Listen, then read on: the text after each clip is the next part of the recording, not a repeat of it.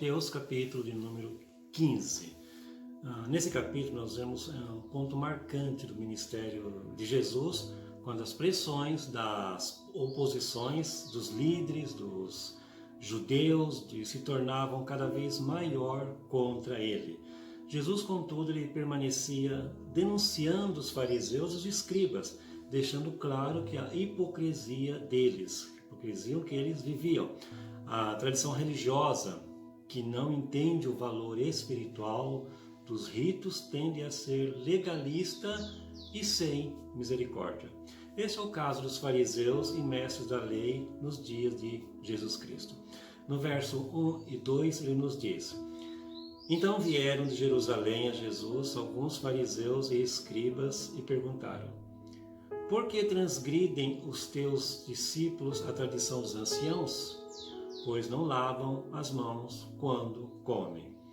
O Senhor os repreende severamente por não entenderem o verdadeiro espírito da lei e adverte seus discípulos a não dar ouvidos a eles. O verso 7 e 8 nos diz: Hipócritas, bem profetizou Isaías a vosso respeito, dizendo: Este povo honra-me com os lábios, mas o seu coração está longe de mim. E em vão me adoram, ensinando doutrinas que são preceitos de homens. Jesus ensina que alimentos não podem tornar o ser humano impuro, porque o que é ingerido pela boca, após o processo, é lançado fora. O versículo 11 nos diz: Não é o que entra pela boca que contamina o homem, mas o que sai da boca, e isso sim contamina o homem. Aí Jesus esclarece que o coração é a fonte da pureza ou impureza do ser humano. Isso acontece porque dele saem os maus pensamentos, saem os homicídios, os adultérios, as imoralidades sexuais, os roubos, os falsos testemunhos e as calúnias.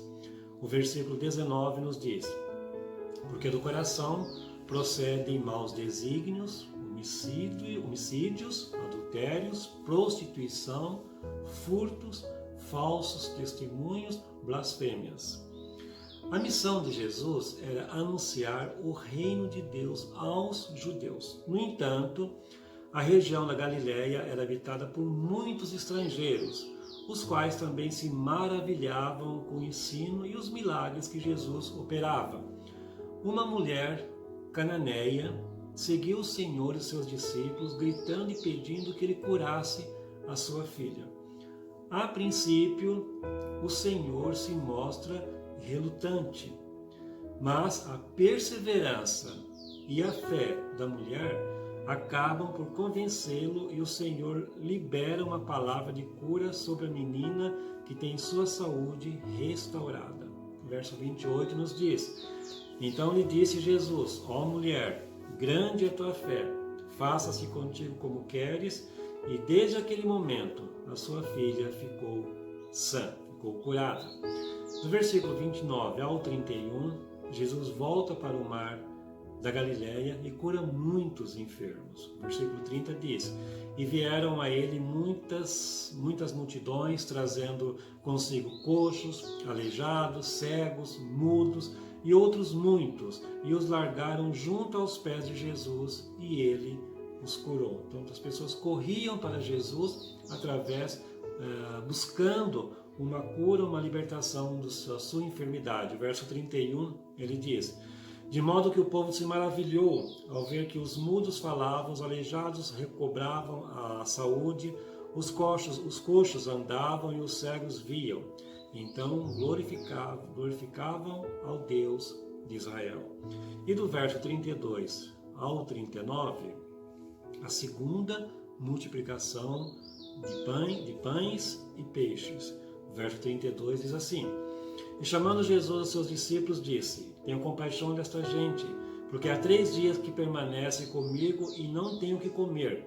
E não quero despedi-la em jejum, para que não desfaleça no caminho. Então aquela multidão, como diz o versículo, estava 3 dias ali com Jesus e não tinha o que comer. Jesus se compadeceu deles. O verso 36 diz: Tomou os 7 pães e os peixes, E dando graças, partiu e deu aos discípulos e estes ao povo. Então ele pegou apenas 7 pães e 2 peixes. Deu graças, agradeceu ao Senhor e ali aquilo foi multiplicado e ele conseguiu alimentou toda aquela multidão. O verso 37, para nós encerrarmos, diz assim: todos comeram e se fartaram, e do que sobejou recolheram 7 cestos cheios. Ainda o versículo 38, finalizando. Ora, os que comeram eram 4.000 homens, além de mulheres e crianças. Que Deus te abençoe, que a paz do Senhor seja com você e esteja no teu lar.